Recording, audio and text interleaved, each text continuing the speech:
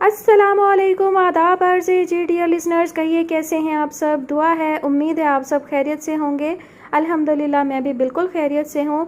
और जनाब आप सबसे माज़रत ख़्वाह हूँ कि आपको एपिसोड के लिए इंतज़ार करना पड़ता है। एपिसोड जो है वो डिले हो रही है, लेकिन बस कुछ ही दिन की बात है, उसके बाद इंशाल्लाह ज़िंदगी जो है वो मामूल पर आ जाएगी। तो आप लोगों को जो है वो इतना इंतज़ार नहीं करना पड़ेगा। और दूसरी बात ये कि मैं माज़रत ख़्वाह हूँ कि बैकग्राउंड में जो है वो शोर की आवाज़ें आपको अक्सर ही महसूस होती होंगी। वैसे मेरी कोशिश होती है कि मैं ऐसे वक्त में रिकॉर्डिंग करूँ कि शोर शराबा वो कम से कम हो, लेकिन फिर भी घर के इर्द गिर्द का माहौल ऐसा है कि ट्रैफिक वगैरह जो है वो गुज़रता रहता है। घर जो है वो सड़क के किनारे है और ट्रैफिक जो है वो बहुत आता जाता है, क्योंकि मेन रोड जो है वो नज़दीक है। तो आमद और रफ्त के लिए जो है रास्ता इस्तेमाल बहुत ज़्यादा होता है, तो ज़्यादा जो है वो शोर शराबा आपको सुनाई दे सकता है। उसके लिए मैं माज़रत ख़्वाह हूँ। तो बढ़ते हैं नेक्स्ट एपिसोड की जानिब। नावल का नाम है खसारा, मुसन्निफ़ा हैं आबिदा सबीन, और आप सब सुनने जा रहे हैं इसकी किस्त नंबर 6। मुझे तुमसे कुछ नहीं चाहिए सिकंदर बख्त, एक हरफ तसल्ली भी नहीं। मैं तुमसे रिश्ता जोड़ना चाहती हूँ, कुछ पाने के लिए नहीं। मेरी तो ख्वाहिश है कि मैं उस टूटे शख्स के लिए मरहम बन सकूँ जिससे उसके ज़ख्म मंदिमल हो जाए। मेरी नहूसत का मदावा कर सकूँ कि मेरे बाइस ही तुमसे तुम्हारा सब कुछ छिन गया। खुदा के लिए सिकंदर, ज़िंदगी यूँ खुद अजियती में नहीं गुजरती। ये बहुत लंबा और कठिन सफ़र है, अपने साथ ये मत करो। महरीन आज खुद आई थी। मेरे साथ जो भी हुआ उसमें तुम्हारा क्या दोष। मेरा जिक्र ही काफ़ी है। मैं तो वो मनहूस हूँ जिसका नाम ही बदनसीबी की अलामत समझते हैं लोग, और मुझे पता है कि मेरी वजह से ही तुम्हारे अब्बा ने तुमसे हर ताल्लुक़ और रिश्ता तोड़ लिया।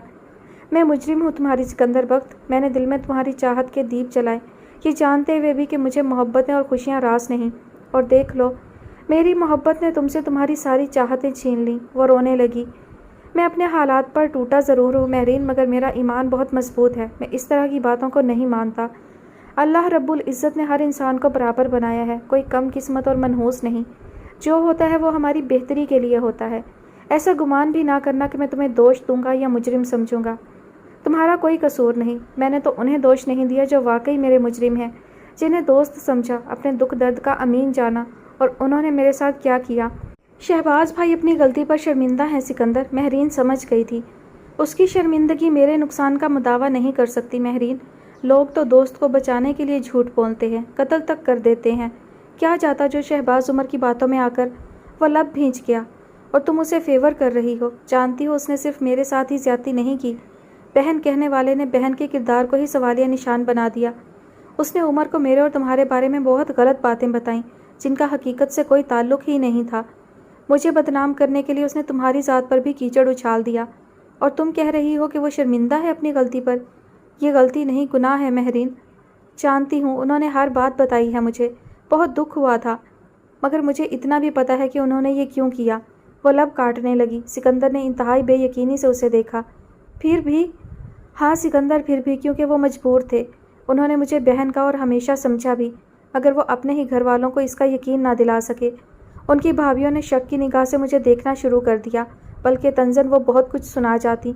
शहबाज भाई बहुत मजबूर थे। वो जल्द अज जल्द मेरे लिए कोई तहफ़्फ़ुज़ और इज़्ज़त देने वाला शख्स ढूंढ रहे थे, और जब आपने उन्हें बताया कि आप मधु से किसी सूरत शादी नहीं करेंगे, तब उन्हें मेरे लिए आपसे ज़्यादा मुनासिब कोई ना लगा, और उन्होंने आपसे वादा लिया था कि आप मुझसे निकाह करेंगे।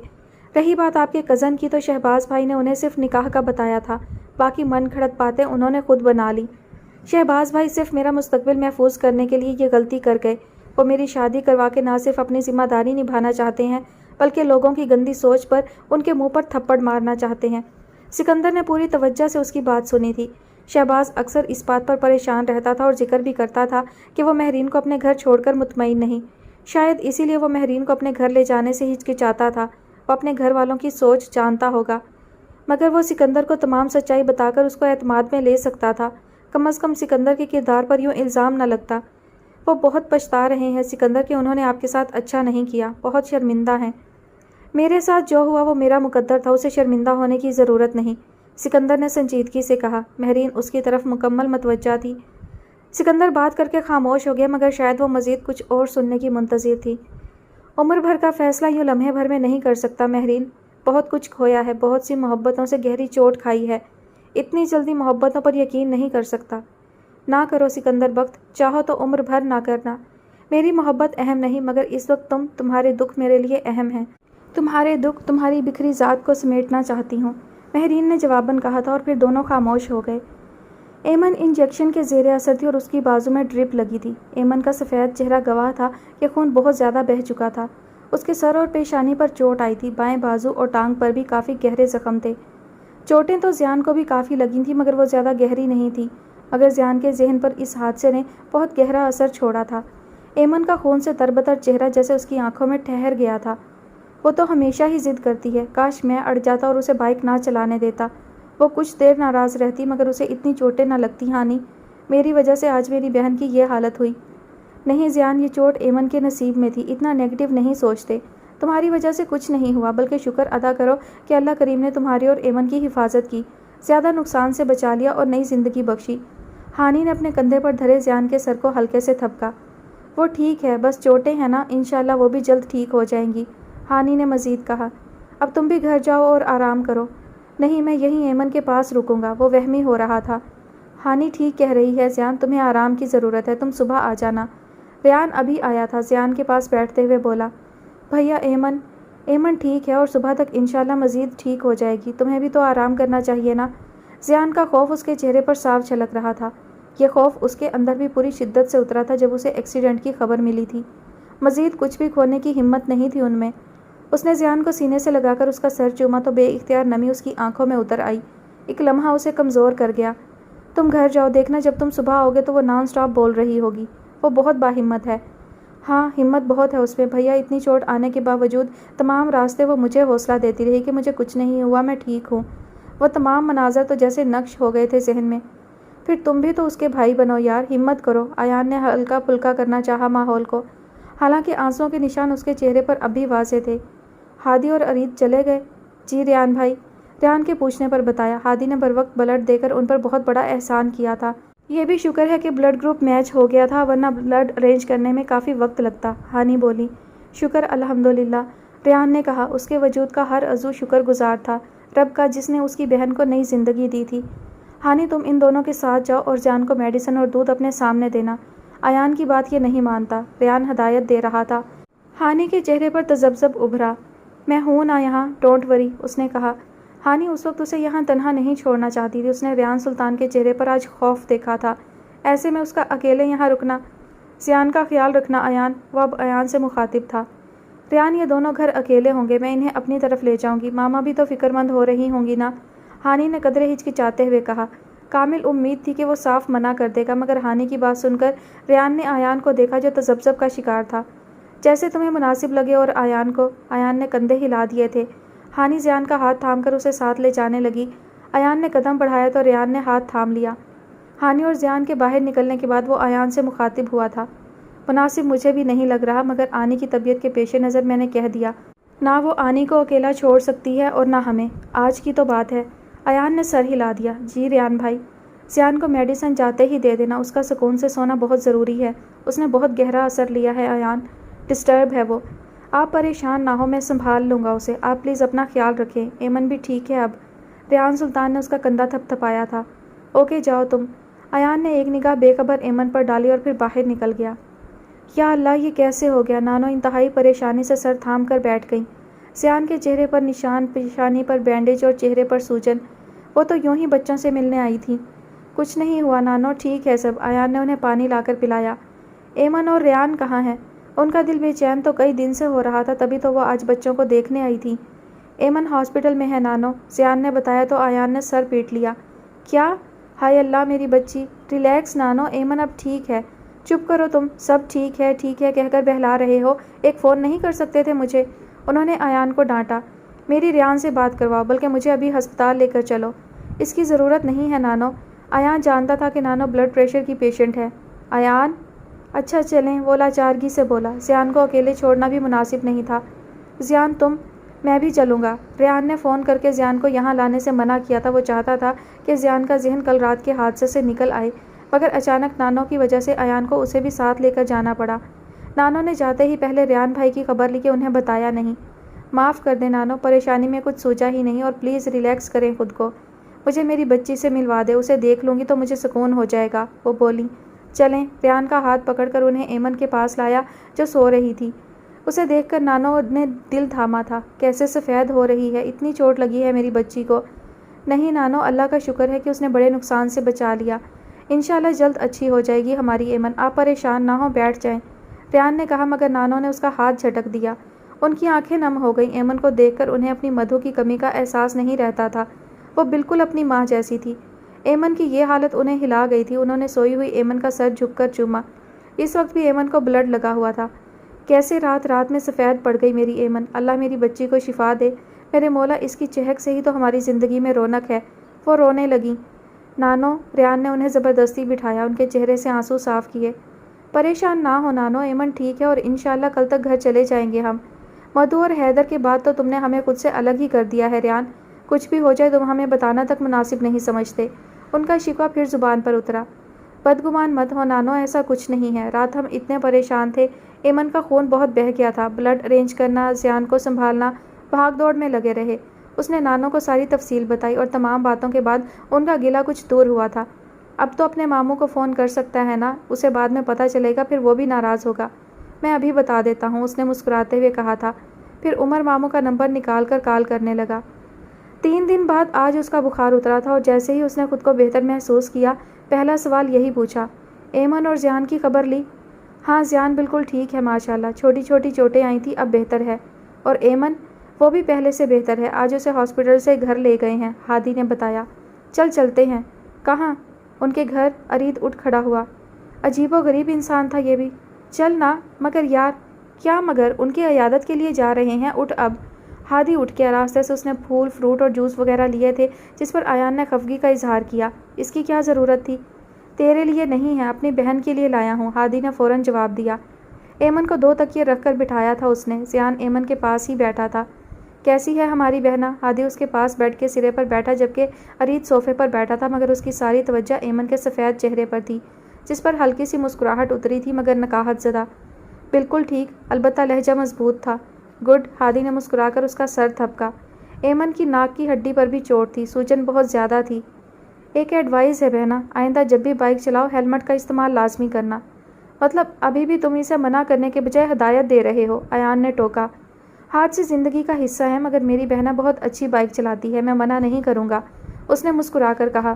پھر زیان کا حال احوال لینے لگا جو ارید کے ساتھ باتوں میں مصروف تھا۔ تم ایمن کے بھائی ہو یار، اور تم نے دیکھا نا کہ ایمن نے کتنی ہمت سے اس وقت میں خود کو سنبھالا، اور ساتھ تجھے بھی، بی بریو۔ وہ دونوں سمجھ رہے تھے کہ زیان بہت ڈسٹرب ہے۔ ڈاکٹرز کیا کہتے ہیں؟ ایمن کی ہیڈ انجری سب نارمل ہے الحمدللہ، تمام رپورٹس کلیئر ہیں، سی ٹی اسکین سمیت، بس بلڈ کی کمی اور کمزوری ہے، سر کا زخم بھی بہت بہتر ہے، ایان نے انہیں تفصیلاً بتایا۔ کچھ دیر بعد وہ واپسی کے لیے اٹھ گئے۔ بیٹھو نا، ریان بھائی آتے ہوں گے، وہ تم سے مل کر تمہارا شکریہ ادا کرنا چاہتے ہیں۔ کس چیز کا شکریہ؟ ان سے کہنا ایمن کے لیے میں نے جو کیا وہ بھائی کا فرض ہوتا ہے، ایمن میری بھی بہن ہے، آئندہ یہ شکریہ جیسے الفاظ کہہ کر مجھے ہرٹ نہ کرنا۔ وہ برا مان گیا، حقیقتاً وہ ایمن کو سگی بہن کی طرح سمجھتا تھا۔ سوری یار، ایان شرمندہ ہوا۔ اپنا خیال رکھنا ایمن، انشاءاللہ بہت جلد تم بالکل ٹھیک ہو جاؤ گی۔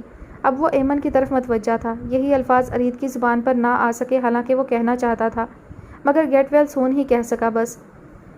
زخم سفر ہے محترم، خونی تمام پیرہن، سارا بدن لہو سہی، پھر بھی غموں کی دھوپ میں چلنا ہے تابہ شہر جاں، اپنے لہو سے حرف حرف لکھنی ہے اپنی داستاں۔ مجھے معاف کر دو حیدر، میں نے تمہارے بارے میں کتنا غلط سوچا اور تم نے میرے لیے اتنی بڑی قربانی دے دی۔ عمر بھر تمہاری یہ قربانی تمہارے اس احسان کا بدلہ نہیں دے سکتی۔ وہ ہاتھ جوڑے کھڑی تھی، چہرہ آنسوؤں سے تر تھا۔ حیدر سلطان نے اس کے جڑے ہاتھ تھامے۔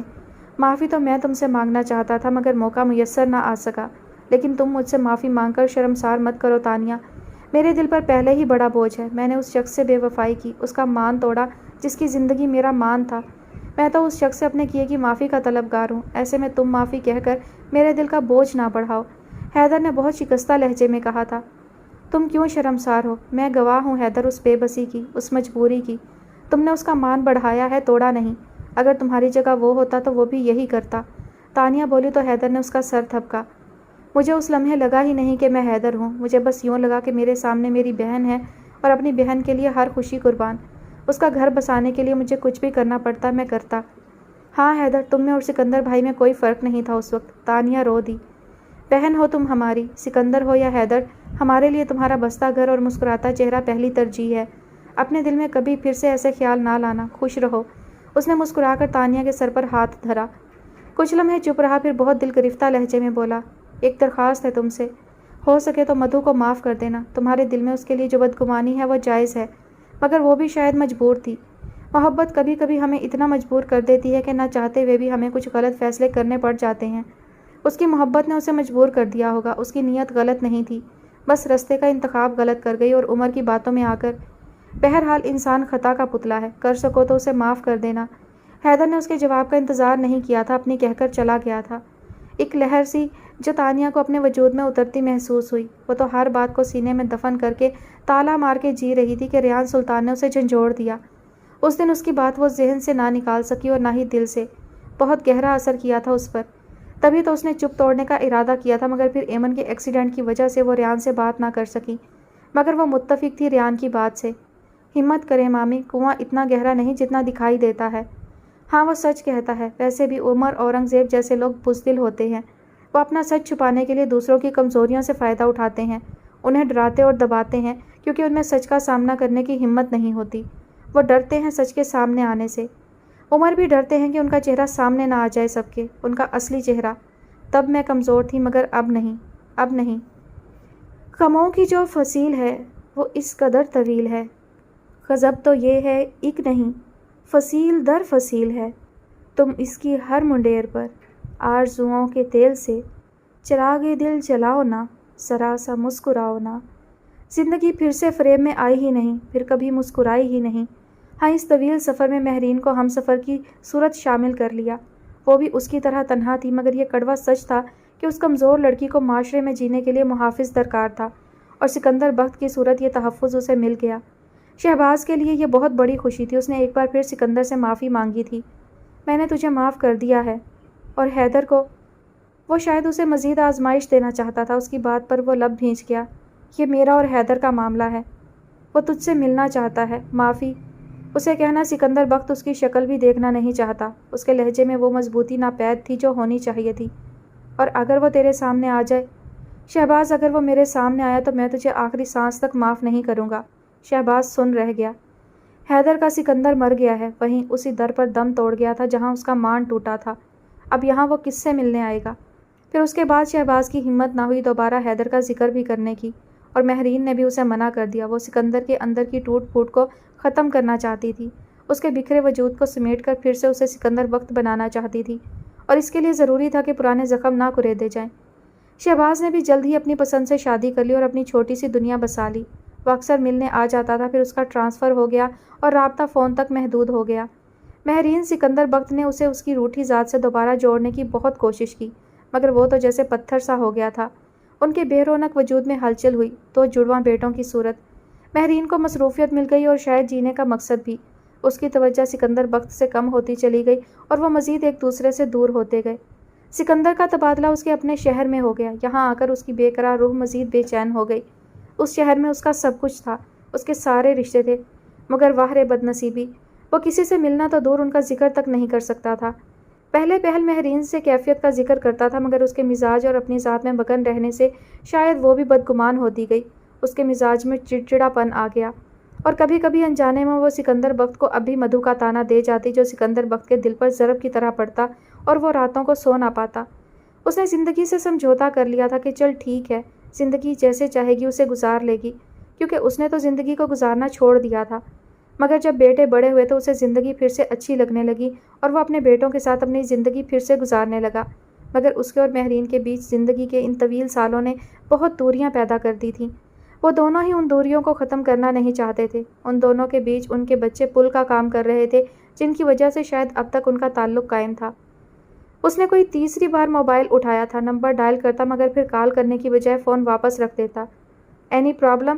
ہادی بغور اسے دیکھ رہا تھا۔ غور تو ویسے ہی اس پر آج کل بہت کرنے لگا تھا، یا پھر شاید ارید کی عجیب و غریب سی حرکتوں نے اس کی توجہ مبذول کرائی تھی۔ نہیں، اس نے فوراً نفی میں سر ہلایا۔ پھر؟ ہادی نے بھویں اچکائیں۔ کیا پھر؟ نتھنگ یار، وہ خواہ الجھا۔ ہادی نے حسب معمول خاموشی سے دیکھا اور سر جھٹک گیا۔ 2-3 منٹ یوں ہی گزر گئے، پھر ہادی نے کال ملائی۔ کیسا ہے آیان؟ سلام دعا کے بعد اس نے پوچھا۔ اس کی توجہ ارید پر اب بھی تھی، اس کی بے چینی صاف تھی۔ ایمن کیسی ہے؟ اچھا شکر الحمدللہ، ہادی کا جوش دیدنی تھا۔ हाँ यार, बस तुझे पता है कि गर्मी में बाहर निकलना बहुत मुश्किल लगता है मुझे। आज शाम में इंशाल्लाह चक्कर लगाता हूँ। ओके फ़ाइन, चल फिर मिलते हैं, अल्लाह हाफिज़। हादी ने बात मुकम्मल करके कॉल काट दी। कैसी तबीयत है अब एमन की? अरीद ने फ़ौरन पूछा। ठीक है, हादी ने जवाब दिया। अरीद के चेहरे से बेचैनी ख़त्म हो गई थी और उसकी जगह सुकून ने ले ली थी। इतनी सी बात थी? कई लम्हों बाद हादी बोला। कौन सी बात? एमन की तबीयत ही पूछना थी, फिर इतना तजब्जब क्यों? अरीद की आंखें फटी रह गईं और हादी बम फोड़कर कितने इत्मीनान से बैठा था। क्या मतलब? सीधा सा, जो तू समझ गया। हादी ने कंधे उचकाए। अरीद लब भींच कर रह गया। तेरा दिल पत्थर नहीं है, सिर्फ चेहरे के तासुरात पत्थर होते हैं। पता है मुझे, तुझे उस दिन से देख रहा हूँ। उस हादसे ने सिर्फ एमन और ज़ियान को ही नहीं, तुझे भी ज़हनी तौर पर बहुत मुतासिर किया है। तेरा बुखार होना, कई दिन रातों को ना सोना, बेचैनी, मैं इस सबसे बेखबर नहीं हूँ। अरीद का सर झुक गया। हादी, कसम से अब भी आंखें बंद करता हूँ जैसे एमन का खून से भरा चेहरा मेरे सामने आ जाता है। ज़ियान की हालत, उसका रोना और फिर हॉस्पिटल में अयान की कैफियत, उसके खामोश आंसू और दिखावे की हिम्मत, ये सारे मंजर जैसे मेरे जहन से चिपक गए। अगर खुदा न खास्ता एमन को कुछ हो जाता तो उसके भाई, उसने झरझरी ली। रेहान भाई देखने में बहुत बाहिम्मत है, मगर एमन की हालत ने ज़मीन उनके कदमों से भी निकाल दी थी। पल भर को मैंने उनके चेहरे पर वो कैफियत शिद्दत से नोट की। वो बोलते बोलते चुप हुआ। हादी ने बीच में ना टोका, उसे पता था काफ़ी दिन का गुबार है, अच्छा है वो बोलेगा तभी निकलेगा। हादी, क्या बहन भाई की मोहब्बत ऐसी होती है, बेइख्तियार, इतनी शदीद? हादी, अगर हमारी कोई बहन होती तो क्या हमें भी उससे इतनी ही मोहब्बत होती? उसने हादी से सवाल किया। ऑफ कोर्स, ये तो नेचुरल है, बहन भाई का रिश्ता ही ऐसा है। बहन की तकलीफ़ भाई को अपनी तकलीफ़ से ज़्यादा महसूस होती है। हादी बोला। और मेरे लिए तो एमन बिल्कुल बहनों की तरह है, मुझे तो वो पहले दिन ही बिल्कुल सगी बहनों की तरह लगी थी। हादी ने पूरे खलूस से कहा। पता नहीं हादी, वो लोग कैसे मैनेज करते होंगे, माँ बाप के बिना ज़िंदगी आसान नहीं। वो बहुत शिद्दत से उनके मुतल्लिक सोच रहा था और महसूस भी कर रहा था। माँ बाप की कमी कभी मैनेज नहीं होती अरीद, उनकी बेबसी है। अब ज़िंदगी तो गुजारनी है, किस्मत की सितम ज़रीफ़ी ही है कि माँ बाप का साया इतनी कम उम्री में उनके सरों से उठ गया। हादी ने दुख से कहा। हादी, एमन की हेड इंजरी, शाम में चलते हैं, खुद पूछ लेना। हादी बोला, मगर वो हिचकिचाया। अजीब लगता है बार बार जाना, और फिर तुझे पता है ना, एमन पहले ही मेरे बारे में बहुत नेगेटिव सोचती है। हाँ, उसकी सोच को पॉजिटिव बनाने के लिए ही तो जाना पड़ेगा। हादी ने आंख मारी। क्या मतलब?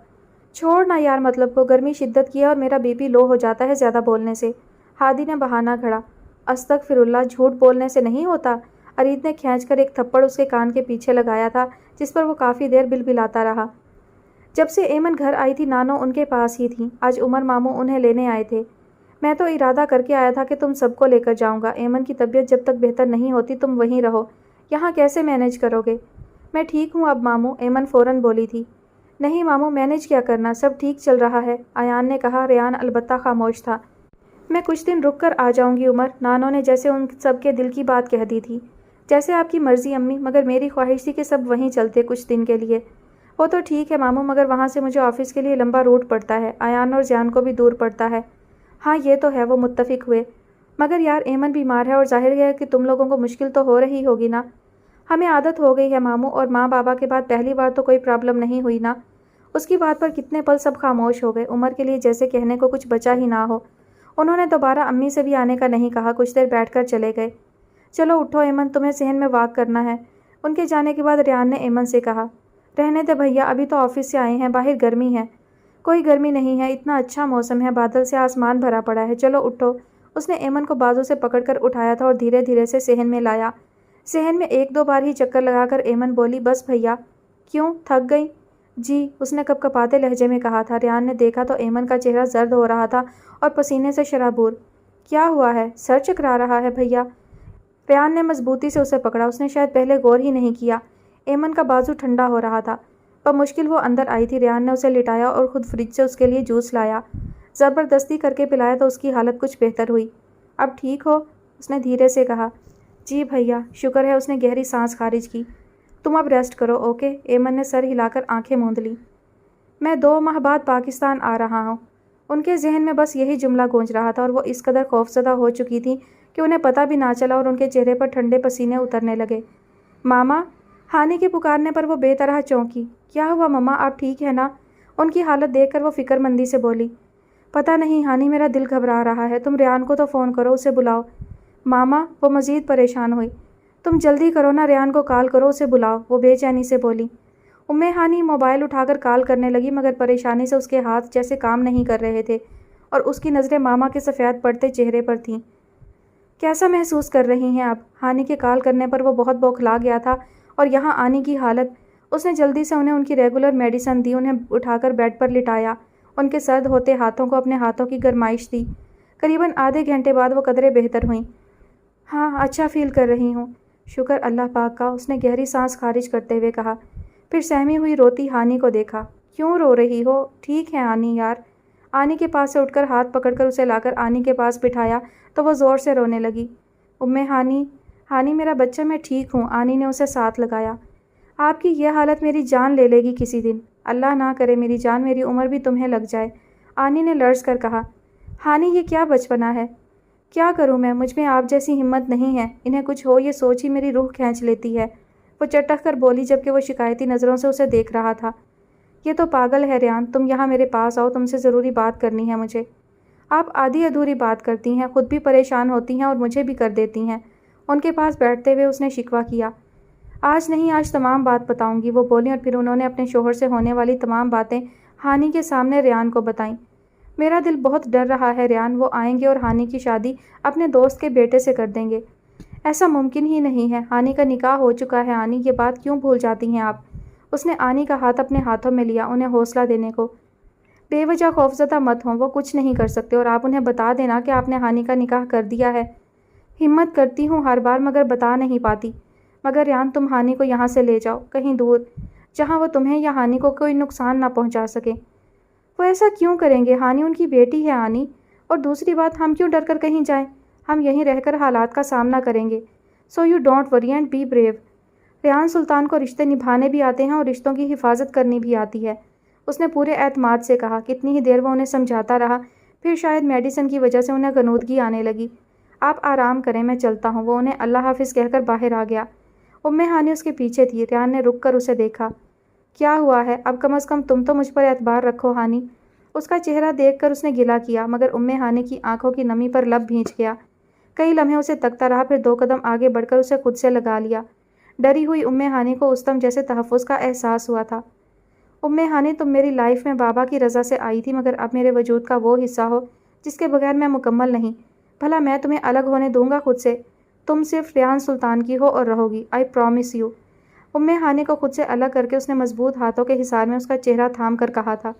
گھبرانے کی ضرورت نہیں ہے، آنے دو جو آتا ہے۔ وہ خاموشی سے اسے سن رہی تھی۔ اوکے، ہانی نے جواباً سر ہلایا تھا۔ گڈ۔ ریان سلطان نے مسکرا کر اس کا چہرہ دیکھا تھا، اس کے چہرے پر پھیلے آنسو ہتھیلی سے صاف کیے۔ اس لمحے اس کا دل چاہا وہ ہانی کے سامنے اپنا دل کھول کر رکھ دے، اپنے احساسات کو زبان دے دے، مگر یہ محض لمحے بھر کی کیفیت تھی جس سے وہ اگلے پل نکل آیا تھا۔ آنے کا خیال رکھنا اور اپنا بھی۔ جاتے جاتے وہ شاید پھر احساسات سے لڑ نہ سکا۔ ہانی کی پیشانی پر بے اختیار لب رکھ کر اللہ حافظ کہہ کر وہ بہت تیزی سے باہر نکل گیا تھا، اور اس کا احساس، اس کی خوشبو نے ہانی کو کتنا وقت گھیرے رکھا۔ نہ کہہ کر بھی سب کچھ کہہ جانے کا ہنر بھی ریان سلطان کے پاس تھا۔ وہ الفاظ کے ذخیرے نہیں رکھتا تھا، مگر احساسات کی ترجمانی اپنے رویے سے کر جاتا تھا۔ وہ واقعی اس کا محافظ تھا، پھر بھلا وہ کیوں ڈر رہی تھی؟ ہانی نے خود کو سرزنش کی۔ کرے پیار لب پہ گلا نہ ہو، یہ کسی کسی کا نصیب ہے، یہ کرم ہے اس کا جفا نہیں، وہ جدا بھی رہ کر قریب ہے، وہی آنکھ ہے میرے روبرو، اسی ہاتھ میں میرا ہاتھ ہے، جو چلا گیا مجھے چھوڑ کر، وہی آج تک میرے ساتھ ہے۔ میری باتیں تمہیں کڑوی لگتی ہیں سکندر، مگر ہوتی سچ ہیں۔ اب جو تم دن رات اس آگ میں جل رہے ہو، اس سے بہتر نہیں تھا کہ تم اس سے مل لیتے، سن لیتے کہ وہ کیا کہنے آیا تھا۔ کاش اس دن میں ایک بار، آخری بار ہی اس کی سن لیتا، تو شاید یہ کسک نہ ہوتی میرے اندر۔ مہرین کی بات پر اس نے خود کلامی سیکھی تھی۔ شہباز بھائی نے تو کہا تھا آپ کو کہ اسے ایک موقع دو، وہ جو کہنے اتنی دور آیا ہے وہ سن لو، مگر جب تو آپ نے، اور پھر دیوانوں کی طرح سالوں سے منتظر ہیں کہ وہ پھر آئے۔ محبت اپنی جگہ، مگر عزت نفس بھی ہوتی ہے۔ اتنی تذلیل کے بعد وہ کیوں کر دوبارہ آتا؟ وہ مہرین کو سن رہا تھا۔ وہ حیدر تھا مہرین، میرا حیدر۔ اس کے نزدیک میری محبت سے اہم کچھ ہو ہی نہیں سکتا۔ پھر اتنے سالوں سے اس محبت پر کیا گرد جم گئی جو وہ آیا ہی نہیں؟ الٹا رابطے کا ہر ذریعہ مٹا دیا، گھر بیچ کر چلا گیا، کوئی فون نمبر تک کسی کے پاس نہیں۔ وہ طنز کرنے لگی۔ کبھی کبھی سکندر اور حیدر کی اس جنونی محبت سے اسے شدید جلن محسوس ہونے لگتی، اور یہ جلن گھٹن کی صورت میں اس کے اندر بھر جاتی۔ جو سالوں سے غائب تھا آج بھی اس کی محبت روشن تھی، سورج کی روپہلی کرن کی طرح، اور جو سامنے تھے ان کے لیے کچھ بھی نہ تھا، بچی کچی محبت تک نہیں۔ مہرین سکندر تم کیا جانو، یہی تو خوف ہر سمے دل کو بند کرتا ہے کہ وہ کیوں نہیں آیا۔ اس کی جدائی مجھے نہیں مارے گی، مگر اس کی خاموشی، اس کی لا تعلقی میری جان کو روگ کی طرح لگ گئی ہے۔ بہت عجیب ہو تم سکندر، بہت عجیب۔ ایک طرف اس سے نفرت ہے، اس سے نفرت تو دور، نفرت کے نون تک نہیں جا سکا۔ وہ حیدر سلطان ہے مہرین، میرا جگر، میری جان۔ اس سے گلے ہیں بے شمار جو صرف اسے ہی سنانے ہیں۔ کبھی کبھی تو مجھے لگتا ہے جس طرح حیدر کی محبت لہو بن کر آپ کے وجود میں دوڑتی ہے، اسی طرح مدحت کی چاہت 1% بھی نہیں ہے، نہ تھی حیدر کی محبت کے سامنے۔ قصور تمہارا نہیں ہے مہرین، تم عورت ہو، تمہارا شک درست ہے۔ عورت اپنی محبت کسی دوسری کے ساتھ کبھی بھی شیئر نہیں کر سکتی۔ وہ کبھی نہیں چاہ سکتی کہ اس کے شوہر میں کسی دوسری عورت کے لیے 1% بھی جگہ ہو۔ وہ شوہر کی محبت میں شرکت نہیں سہ سکتی۔ شوہر کی محبت۔ زندگی گزر گئی سکندر بخت، مگر اس نام مراد محبت کے حصول کی خواہش لا حاصل ہو گئی۔ مہرین کے اندر تلخی اتری۔ باخدا مہرین، نکاح کے وقت پوری ایمانداری سے تمہیں اپنایا تھا۔ مدحت اورنگزیب کا تو سایہ بھی تمہاری جگہ نہ آیا، کبھی بھولے سے بھی دل میں خیال نہ اترا۔ ہاں، مگر ایک محبت میری ساری زندگی پر حاوی ہو گئی، اور وہ محبت کون ہے تم جانتی ہو، اور یہ بھی سچ ہے کہ اس کی جگہ تو کوئی لے بھی نہیں سکتا۔ کبھی کوشش کی بھی نہیں سکندر بخت، مہرین آج بھی ہارنے والے لہجے میں بولی تھی۔ سالوں سے ہی حیدر سلطان کی محبت اس کی محبت کو مات دیتی آئی تھی، اس کی چاہت نے ہمیشہ ہی خسارہ اٹھایا تھا۔ کیسی ہیں مامی؟ الحمدللہ ٹھیک، تم کیسے ہو بچے؟ تانیہ نے محبت سے اسے دیکھا۔ ذہن و دل پر نفرت اور گرد کے پردے ہٹے تو اب خود بخود انہیں یہ بچے پیارے لگنے لگے۔ تبھی تو آج انہیں ایان کا چہرہ اترا ہوا اور کمزور واضح نظر آ رہا تھا۔ تمہیں کیا ہوا ہے، اتنے کمزور اور مرجھائے ہوئے لگ رہے ہو؟ کہاں مامی، ٹھیک تو ہوں، بس گرمی کی وجہ سے البتہ کچھ نڈھال ہوں، ایان نے مسکرا کر کہا۔ ہاں گرمی واقعی بہت ہے، وہ بولیں۔ کہاں ہے ایمن؟ اندر ہے ماہا کے ساتھ، انہوں نے بتایا، پھر شاید کچھ سمجھ گئیں۔ اور تم بھی ابھی آرام سے بیٹھو، کھانا کھا کر جانا۔ ارے نہیں مامی، یقین کریں بہت لیٹ ہو جاؤں گا، آپ کو پتہ ہے نا کتنا فاصلہ ہے گھر تک۔ کچھ نہیں ہوتا، کبھی کبھار دیر ہو جاتی ہے، اور تم فکر نہ کرو، میں ریان سے خود کہہ دوں گی۔ مامی ریان بھائی کا مسئلہ نہیں ہے، دراصل ایمن رات کو سفر کرنے سے خوفزدہ ہو گئی ہے، اس نے عذر بیان کیا۔ صبح چلے جانا، باہر تو نہیں بیٹھے، تمہارے نانا کا گھر ہے۔ وہ مان سے کہتی اٹھ گئیں، اور وہ تانیہ مامی کے اس بدلے ہوئے رویے پر حیران ہو رہا تھا۔ پھر بیٹھے بیٹھے بڑی نانوں کا خیال آیا تو ان کی طرف چلا گیا۔ کتنی دیر ان کے پاس بیٹھ کر واپس آیا تو ایمن ماہا دونوں نانوں کے ساتھ ہی بیٹھی تھی۔ تم کہاں چلے گئے تھے؟ ایمن نے دیکھتے ہی پوچھا۔ بڑی نانوں سے ملنے چلا گیا تھا، کتنے دن سے انہیں دیکھا نہیں تھا، ایان نے اسے جواب دیا، پھر اس کے ساتھ جڑی بیٹھی ماہا پر نظر ڈالی۔ تم کیسی ہو؟ ایک پھیکی سی مسکراہٹ اس کے چہرے پر اتری تھی، جواباً ماہا کے چہرے پر وہ بھی نہ تھی۔ شکر ہے اللہ کا، بہت سنجیدہ انداز تھا۔ ایان سلطان نے بھی مزید کچھ بولنے سے اجتناب برتا اور دھیان نانوں کی طرف موڑا اور ان سے باتیں کرنے لگا۔ نانوں کچھ دیر بعد نماز کے لیے اٹھ گئیں، وہ اپنا موبائل نکال کر مصروف ہو گیا۔ فرار کا راستہ اتنا آسان ہے کیا؟ تمہارے لیے ہوگا ایان سلطان، میرے لیے نہیں۔ وہ جو مکمل طور پر موبائل کی طرف متوجہ تھا چونکا، مگر پھر سنبھل گیا۔ کوئی دوسرا راستہ ہے تو تم بتا دو۔ بظاہر نگاہیں اب بھی موبائل پر تھیں۔ ماہا عمر کی آنکھیں لبالب بھر گئی تھیں۔ کیا فائدہ، راستہ تو انہیں نظر آتا ہے جو کوشش کرتے ہیں، پہلے ہی موڑ پر ہار مان کر نہیں بیٹھ جاتے، اس نے بھیگے لہجے میں طنز کیا۔ ایان کے چہرے پر مسکراہٹ تھی، عجیب سی مسکراہٹ۔ بے سبب سفر محض تھکان دیتا ہے ماہا عمر، پھر چاہے رستے ہزار ہوں مگر وقت ساتھ نہ ہو، وقت کے ساتھ چلنا سیکھو۔ رستے تلاشنے نہیں پڑیں گے بلکہ خود بخود تمہارے سامنے آ رکیں گے۔ اس نے ماہا کے چہرے پر نگاہ جمائی جو بدگمانی اور بے یقینی سے اسے تک رہی تھی۔ اسے ماہا پر ترس آیا۔ کیوں ہلکان کر رہی ہو خود کو؟ مان لو کہ سفر کے لیے وقت مناسب نہیں، یہ پہلے سوچنا تھا نا، وہ چٹکی۔ سوچ سمجھ کر کون دل کے سودے کرتا ہے پگلی؟ پھر اب پیچھے کیوں ہٹ رہے ہو؟ وہ بولی۔ بدگمانی ہے تمہاری، پالتی رہو گی تو بڑھتی جائے گی، اور اگر سمجھ جاؤ گی تو دونوں کے لیے آسانی ہو جائے گی۔ میرے بابا کسی صورت اپنے فیصلے سے ہٹنے والے نہیں ہیں، تم جانتے ہو۔ ان کے فیصلے کو ماننے والا ان سے زیادہ مستحکم ہے اپنے ارادوں میں، یہ تم نہیں جانتی۔ یقین کرو، اس وقت خاموشی کا مطلب سامنے منزل اور ذرا سی لرزش سمجھو سفر ختم، بنا کچھ پائے۔ اب فیصلہ تمہارے ہاتھ ہے، جلد بازی اور جذباتیت سے سب کھونا چاہتی ہو تو جو چاہے کرو، اور اگر منزل پر پہنچنا چاہتی ہو تو ہم قدم ہوں تمہارے۔ اسے ایان سلطان کی باتیں سمجھ نہیں آئی تھیں، ہاں اتنا یقین مل گیا تھا کہ وہ اس کے ساتھ ہے۔ میں تو اسی دن مر گیا تھا ریان جس دن اس نے منہ موڑا۔ میں اپنے جگر کو اپنا درد بتانے عمر کی ہر چال بتانے گیا تھا، مگر اس نے ملنے سے انکار کر دیا۔ وہ سکندر بخت میری صورت تک دیکھنے کو راضی نہ تھا۔ پھر بھلا جواز ہی کیا بچتا تھا حیدر سلطان کے پاس جینے کا؟ محض سانسوں کا ناتا تھا جو جھیلا۔ مدحت کا قصور صرف اتنا تھا کہ وہ بھی اپنی محبت کے آگے بے بس تھی۔ اسے محبت کے حصول کا جو راستہ ملا اس نے چن لیا، یہ دیکھے بنا کہ اس رستے سے محبت تو مل جائے گی مگر زندگی بھر خسارہ مقدر ٹھہرے گا۔ اس نے خسارے کا سودا کیا کیونکہ وہ خود بھی عمر کا مقصد نہیں جانتی تھی، مگر پھر جب تک وہ زندہ رہی اپنے کیے کا ازالہ کرتی رہی۔ اس نے واقعی محبت کی تھی، قدم قدم پر اس نے ثابت کیا۔ تا دیر میں بھی پتھر نہ رہ سکا۔ محبت کے جواب میں اسے میں وہ مقام تو نہ دے پایا جو اس کا حق تھا، مگر اس کی محبت کی قدر کی، اسے عزت دی۔ وہ میری شریک حیات تھی، میرے بچوں کی ماں۔ ہزار جتن کر کے بھی سکندر بخت کا روگ میرے دل سے نہ نکال سکی۔ بہت کوشش کی اس نے کہ میرے درد کا مرہم بن سکے، مگر اس سے زیادہ کون سمجھتا تھا کہ سکندر میرے لیے اور میں سکندر کے لیے کیا ہوں۔ وہ ہم دونوں کی دوست تھی، ہماری محبت کی گواہ۔ سکندر کے ساتھ جو ہوا یہ احساس جرم بن کر اس کے اندر تا حیات رہا اور میرے اندر تو ناسور بن کر پلتا رہا۔ میں اکلوتا تھا اپنے والدین کا، جو کہتا تھا وہ پورا ہوتا تھا۔ مدھو سے شادی کے بعد میرے دل پر بوجھ تھا اور ذہن میں عمر کے لیے نفرت اور انتقام۔ تبھی میں نے اپنا گھر بیچ کر یہ گھر لیا، اتنی دور۔ اور پھر مدھو جب تک رہی اسے اجازت نہ تھی کہ وہ اپنے والد کے گھر رات بھر بھی رکے۔ خود تو میں نے صرف خوشی غمی کا تعلق رکھا تھا۔ میں نے کوشش نہیں کی سکندر سے ملنے کی، اس کی نفرت دور کرنے کی، وہ حق بجانب ہے۔ سالوں گزر گئے اور تم سب بڑے ہو گئے، اور جب مجھ پر اپنی بیماری کا راز کھلا تب میں نے پھر نئے سرے سے سکندر کو ڈھونڈا، مگر اب اس کا کوئی پتہ نہ ملا۔ وہ اسلام آباد چھوڑ کر جا چکا تھا، کہاں یہ سرا بھی نہ ملا۔ مگر میرا دل کہتا ہے ریان وہ یہاں اپنے شہر ضرور آئے گا۔ یہ ملتان شہر جہاں کی ہر جگہ ہماری محبت کی گواہ ہے، وہ یہاں آئے گا۔ اور اگر زندگی اور سانسوں نے مجھے مہلت نہ دی تو تم اس سے ملنا، میری ہر بات بتانا، ایک ایک پل کی گواہی دینا۔ میں نے تمہیں اسی لیے اپنے ہر راز کا امین بنایا ہے۔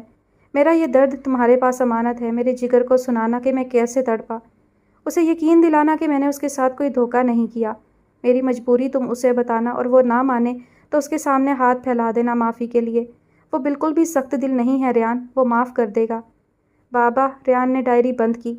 اس کے گلے میں کچھ اٹک سا گیا، ذہن و دل پر بہت بھاری پن تھا اور یہ بوجھ کم کرنا چاہتا تھا، ذہن کو بٹانا چاہتا تھا۔ عجیب بے بسی سی محسوس ہو رہی تھی۔ السلام علیکم۔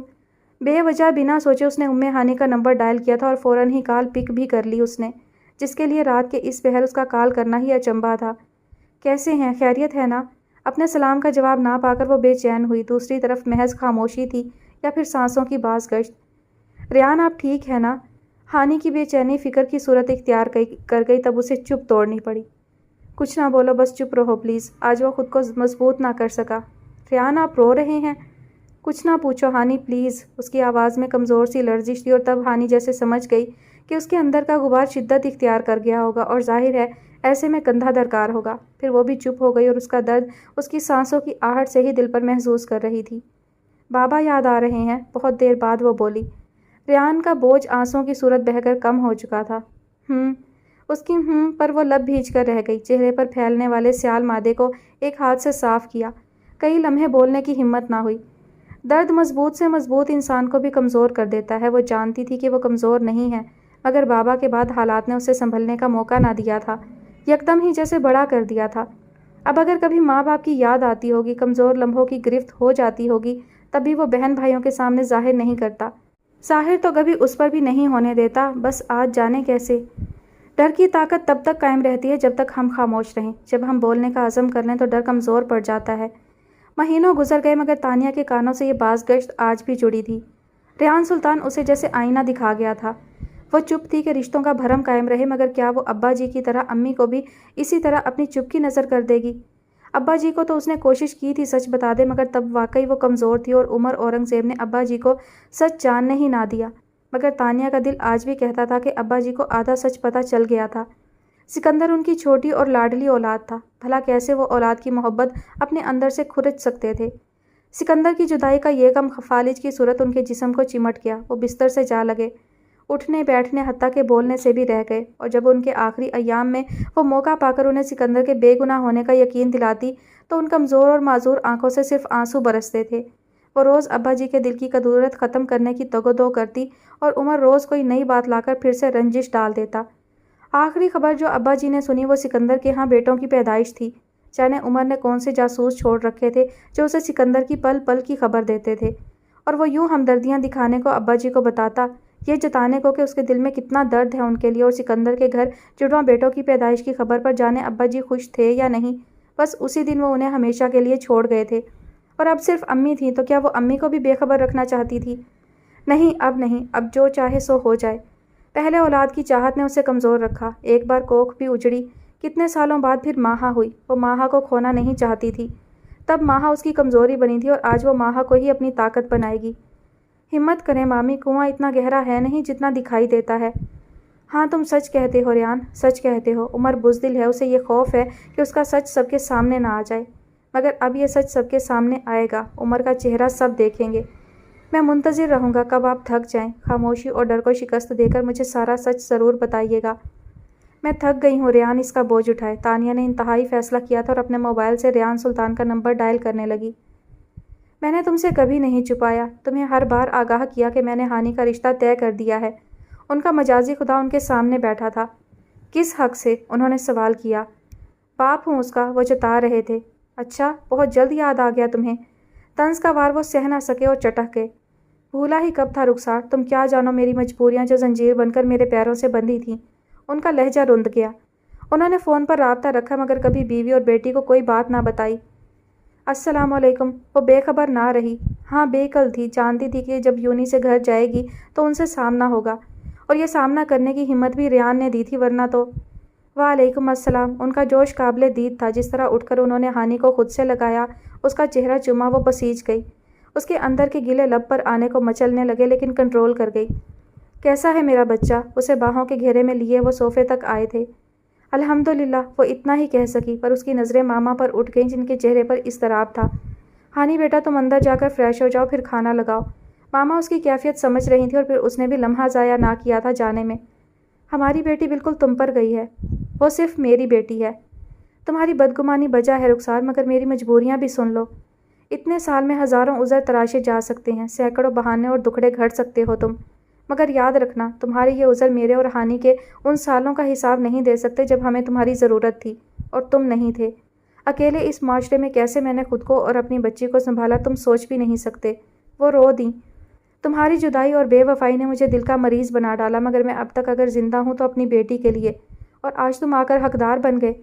याद रखना, अगर तुमने मेरी हानि की ज़िंदगी का कोई गलत फ़ैसला किया तो सिर्फ मैं ही नहीं, वो भी मर जाएगी। वो बहुत ज़्यादा रो रही थी। बाखुदा रुखसार, तुम मेरी बीवी हो मनचाही, और हानि मेरी औलाद। मैं कोई गलत फ़ैसला क्यों करूँगा?